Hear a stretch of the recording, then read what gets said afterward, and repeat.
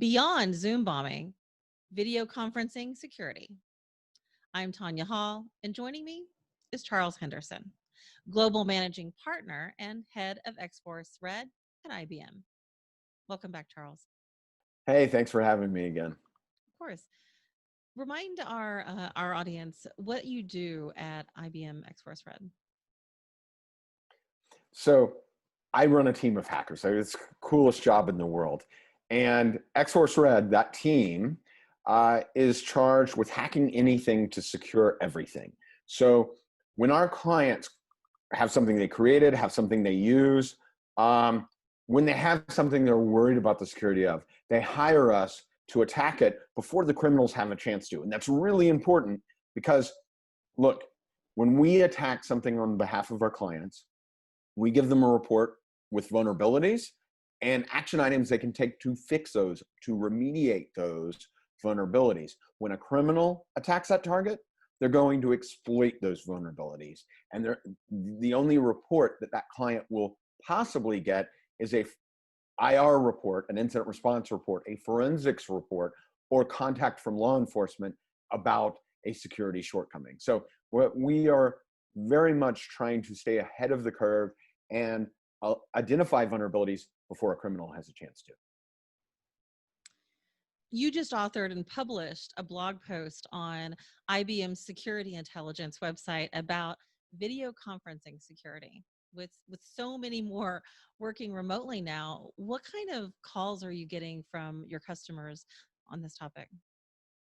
So, we used to get a lot of calls about the like the video cameras or the smart controllers or the smart conference rooms where they had like 15 cameras and microphones everywhere so that they could do really cool conference calls. And when we get these calls, hey, we're worried about somebody compromising one of these. And those were valid calls too, because on more than one occasion we took over a conference room, not in the terms of a call, but we're able to eavesdrop on the conference room or watch the conference room.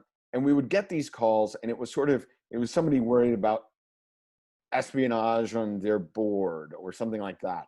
It was, I don't want to say James Bondy, but it was like, it was a skilled attacker. Suddenly that's pivoted to, hey, we use blah-de-blah conferencing system, and we've heard about all the bombing going on in terms of the conference call bombing. And we're concerned about somebody hopping on one of our calls. What does that look like? And so we've been answering a lot of questions for our clients. And the short answer is that when we built these conference call solutions, we were focused on making them really easy to use. And a lot of the protection was based on lack of attacks going on. You had maybe a lot less usage, and it was a wide attack space. Suddenly everybody's having every meeting on these conference calling services, and a lot of them are oversubscribed, which makes brute forcing into these rooms a lot easier. Your team of hackers at XForce Red observed an issue looming long before the pandemic. Tell us about it. So, one of the, I think, huge problems with video conferencing in general was that a lot of these rooms are persistent. You have the same room over and over again because you want to make it easy. You want to make it so that you put the same meeting link in every invite you throw out. And you want to have a template for that invite. And what that means is that as we move to these conference call scenarios, it's very easy for someone to just hop into the conference call. And if you think about that, as opposed to say a meeting room, and by meeting room, I don't mean virtual, I mean an actual conference room. Remember those, where you show up, you sit down in chairs. If somebody shows up that you didn't invite to a meeting, sits down in the chair next to you, you notice, right? But on these conference calls, because of memes like conference call bingo and other things, you have a tendency where room owners have disabled the join tone, They don't really do a roll call. They don't establish who everyone is. So it becomes increasingly easier to join these calls. And really, because you're trying to cater to often the sales team or somebody that really needs an easy path towards usability on these conference calling systems, we've removed a lot of the barriers. We made it really easy to use. But with ease of use often comes degraded security. And there's a happy medium. 95% of these calls, by the way, could have been emails probably, but in addition, they don't have a ton of confidential information in them. But the remaining 5%, those are the ones that we need to address with the risk-based approach. Maybe add a meeting password that's maybe unique or maybe just rotated. We need to pay special attention to who's going to be on the call. And the person who's setting up this call can do so in advance. They can start thinking about, hey, what kinds of things are we going to discuss?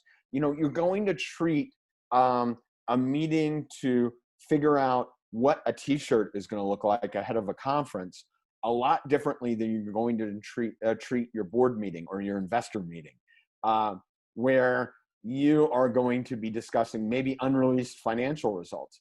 These things are not the same, but you can take a risk-based approach. We don't apply the same security policies that we apply everywhere else in the organization to these kinds of video virtual conference calls. And it's a policy gap. It's not even the video conference call companies that have failed us. It's us failing ourselves. We just haven't held the same policy. How might our home IoT or our home networking vulnerabilities possibly compromise our home video conferencing?